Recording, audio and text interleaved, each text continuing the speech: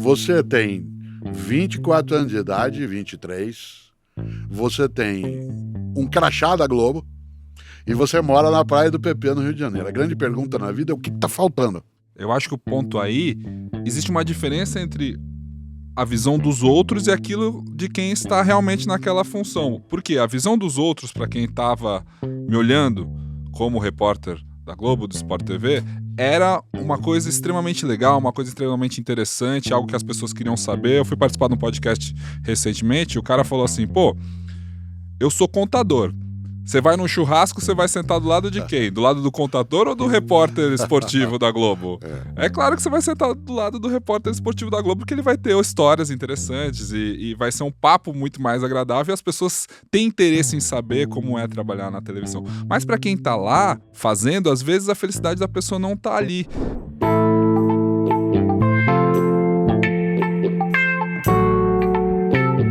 Agora, você lembra da conversa que a gente teve quando eu te contei que eu fui demitido? Sim, lembro sim, porque ali aparecia primeiro que você estava numa tranquilidade que eu fiquei desconfiado. Imaginei, essa tranquilidade não pode ser.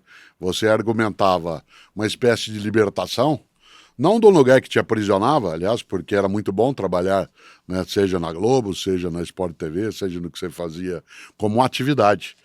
Eu até brincava, não sei se você lembra uma vez ou outra, dado que eu sou do interior do Paraná, eu dizia assim, nessa hora, enquanto você está um pouco assim, dizendo que você está animado, porque agora você vai encontrar novos caminhos, etc., né? Lembra que tem um menino lá em Jaguapitã, né, perto da minha cidade de Londrina, que o sonho dele era trabalhar naquilo que você está. Exato. Então, como é que você imagina que possa ser bom? E eu acho que você também não tinha toda a clareza, como nem eu, né, de que aquilo poderia ser mais um impulso, né? Mais algo que, lembrando uma frase antiga de autoajuda, que eu não uso, mas já li, né, de que às vezes você pode aproveitar o tropeço no meio do caminho, numa pedra drummondiana, não para aquilo te derrubar, mas para te impulsionar. Porque às vezes no tropeço a gente joga o corpo para frente, né? E, portanto, ir buscar outras coisas. Acho que, não que aquela carreira que você estava, aquele caminho, pudesse te infelicitar. Eu nunca consegui compreender muito como é que é fora da minha atividade. Porque um professor, como é o meu caso, que fiz carreira universitária, você entra para terminar no mesmo lugar depois de décadas. Uhum. Você vai passando por etapas e, portanto, ficará. Eu fiquei 35 anos na Pontifícia Universidade Católica de São Paulo. Seria estranho que eu dali saísse. Para mim, eu tinha que cumprir o conjunto da carreira de auxiliar de ensino até professor titular, né, como eu fiz nesses 35 anos. O mais curioso é que quando alguém tem uma carreira que é mais flexível, como é o teu caso, em que você não trabalhou só, você trabalhou na MTV, você trabalhou na Band, né? Você fez uma série de coisas e essas mudanças, elas eram mudanças que não eram agoniantes, porque na minha geração, a ideia de carreira era a carreira que se dava num lugar. E, portanto, aquele lugar fazia com que, não sendo um profissional liberal, sendo alguém assalariado, aquilo seguiria. Uhum. A tua geração, e a geração de parte das pessoas que estão conosco, ela não lida tanto com a carreira como estar num lugar. É estar numa atividade, não necessariamente no mesmo lugar, né? E quando você chega e diz, eu fui demitido, a expressão fui demitido, para mim, tinha um peso que passou a ter de modo muito diferente para você. Ser demitido, se fosse eu não tenho essa experiência. A minha única demissão na vida foi por razões heróicas, porque eu coordenei um movimento grevista, né, de professores, depois fui readmitido. Então eu posso contar, né, muito mais como uma cicatriz de combate do que, né, como alguma coisa que fosse negativa. Mas quando você disse fui demitido, poxa, tiraram ele da rota e ele saiu da rota, e agora como faz? E você não entrou em desespero. E eu achei aquilo, como teus amigos e amigas, outras pessoas, acho que o Pedro não entendeu direito ainda, né, o que aconteceu. A gravidade daquilo. E agora, né, alguns anos e bem anos depois, eu penso, bom, não seria todo mundo que faria o que você fez.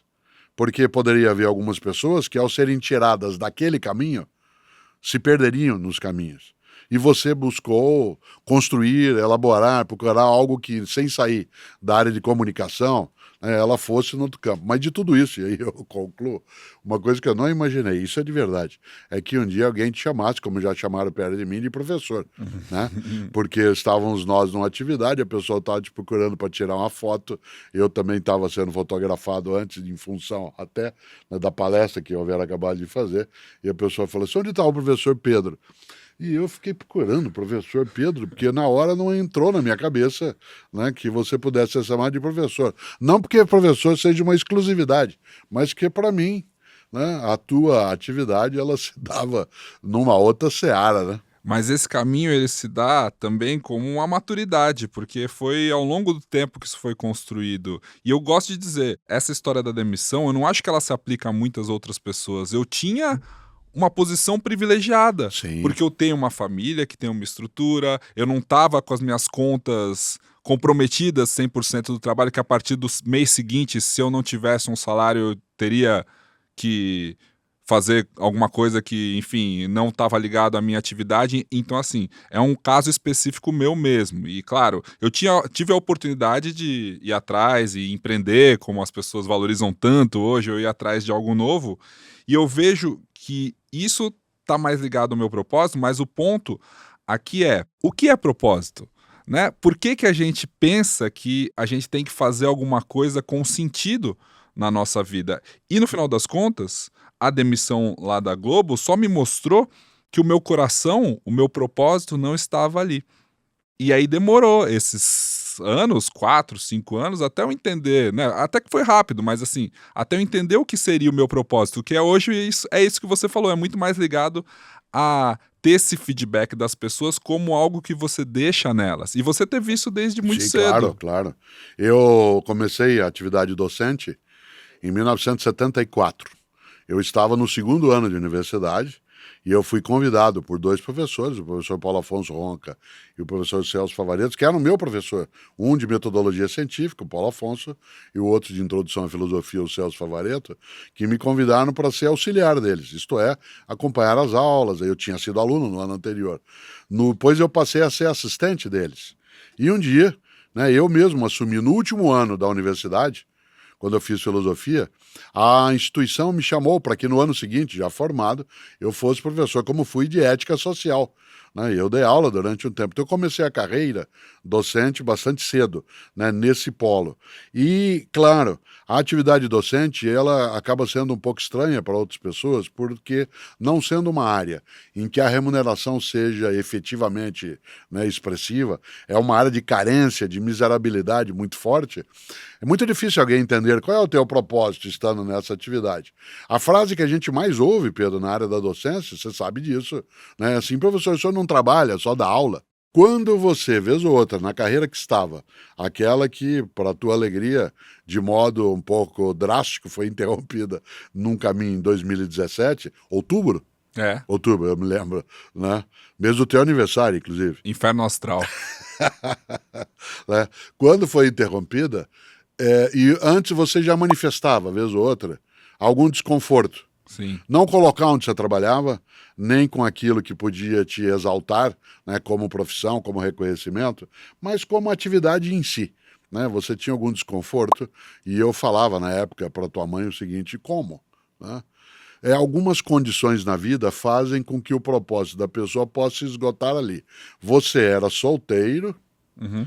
antes, no que eu estou dizendo, não quando você saiu, mas no período, né, 2012, 2013, né, você era solteiro, morava no Rio de Janeiro, na Barra da Tijuca. Você já imaginou, quando a gente olha de um modo um pouco mais juvenil, Uhum. você tem 24 anos de idade, 23, você tem um crachá da Globo e você mora na praia do PP, no Rio de Janeiro. A grande pergunta na vida é o que está faltando?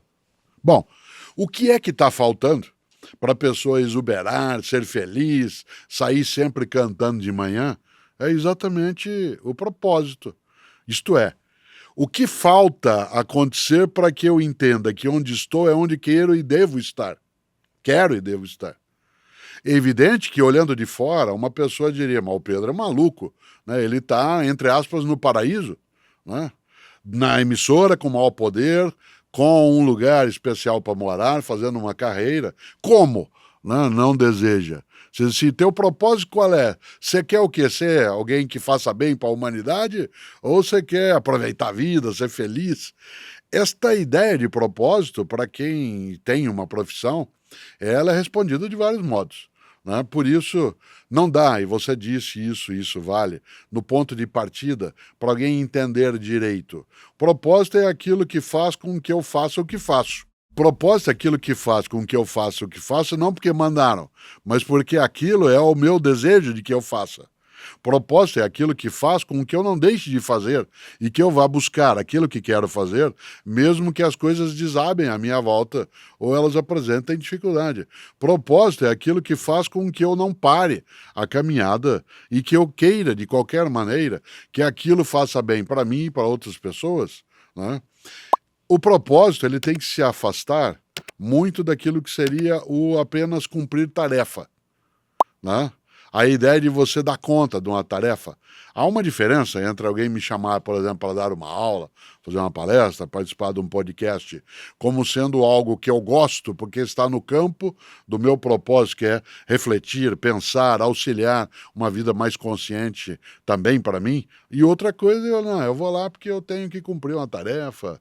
Eu até faço, né, porque se isso é necessário como tarefa, mas não necessariamente ela faz com que aquilo me realize. Eu acho que o ponto aí, existe uma diferença entre a visão dos outros e aquilo de quem está realmente naquela função. Porque a visão dos outros, para quem estava me olhando como repórter da Globo, do Sport TV, era uma coisa extremamente legal, uma coisa extremamente interessante, algo que as pessoas queriam saber. Eu fui participar de um podcast recentemente e o cara falou assim, pô, eu sou contador. Você vai num churrasco, você vai sentar do lado de quem? Do lado do contador ou do repórter esportivo da Globo?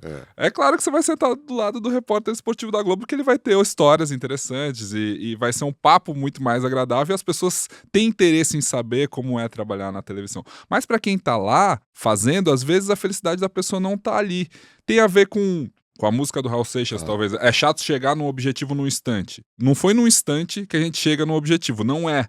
Mas eu vejo, por exemplo, artistas que são muito famosos, jovens, assim, ou que já cresceram com assédio. Pô, a pessoa é rica, a pessoa tem fama, por onde ela vai, tem fãs, pessoas que a beijam na rua, e influencers mesmo, youtubers, essas pessoas que são jovens e que atingem a fama tão cedo, muitas vezes elas estão nessa posição que do lado de fora todo mundo acha que é maravilhoso, só que elas estão vivendo conflitos grandes internamente. Elas são infelizes, eventualmente estão lidando com depressão.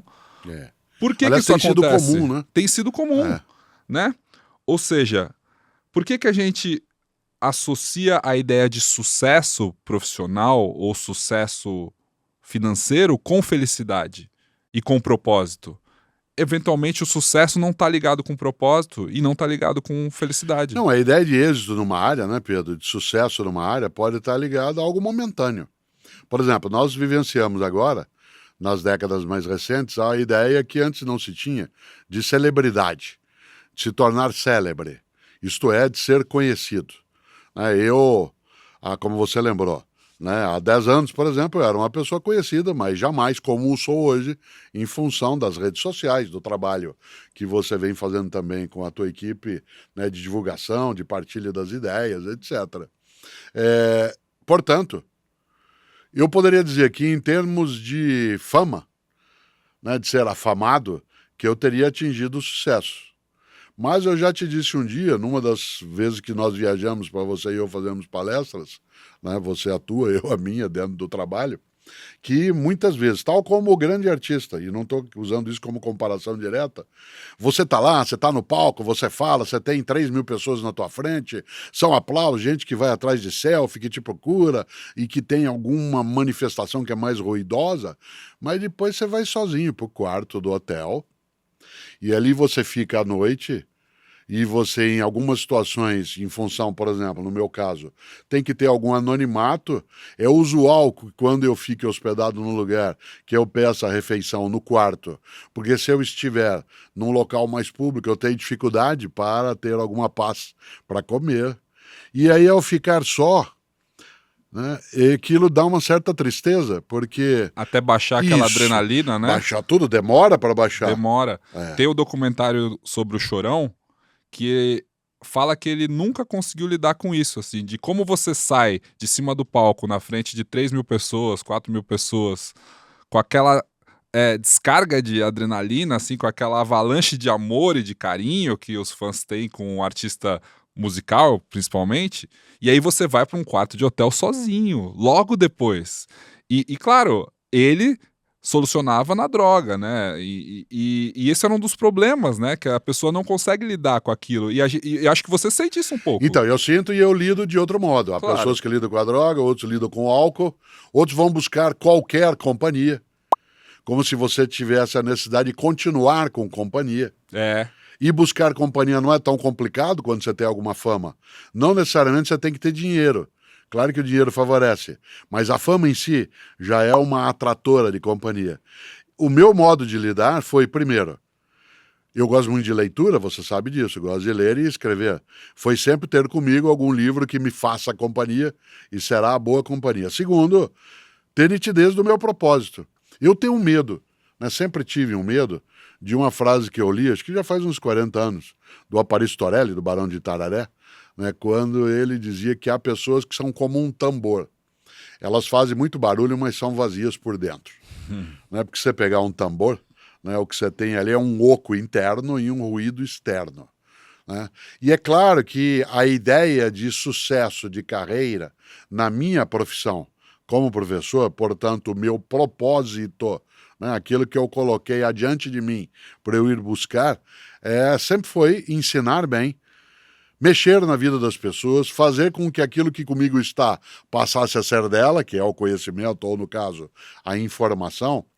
Mas na modificação que aconteceu na década mais recente, por conta do mundo digital, do trabalho com as redes sociais, de algo que você insistia comigo já em 2018, 2019, de que era absolutamente restritivo, que aquilo que eu tinha como capacidade e conhecimento ficasse só dentro de uma sala de aula, que era necessário colocar aquilo em larga escala e que as redes sociais permitiriam, seria, entre aspas, um egoísmo guardar para mim algo que muita gente gosta também de ter, e não porque eu tenho, mas porque aquilo que tem, que é a filosofia, ela ajuda bastante. Uhum. E eu fui redimensionando um pouco também o que significaria êxito, né? Até, digamos, há uma década, o êxito era publicar livros, ser um acadêmico reconhecido, fazer valer o meu doutorado, fazer valer meus concursos, e as pessoas dizerem que eu era um bom pesquisador ou um bom ensinante. Hoje, além de um bom pesquisador, um bom ensinante, eu quero que na rua as pessoas, quando me encontram, e isso acontece para minha alegria, não apenas ela diz que ela me conhece, eu quero que ela diga, olha, acabei de ver um vídeo seu, ou eu li tal coisa, né? Ou eu comecei a ler um pouco de filosofia a partir de algo que você disse, mudou a minha noção. Né? Agora eu vou usar a expressão mais chata dentro disso, que é assim, uma coisa dessa, né, desse modo, eu faria de graça. Né? Essa ideia do eu faria de graça, isso que eu vou dizer é difícil, eu quero ver o que você pensa disso. Uhum. Mas o eu faria de graça é o miolo do propósito.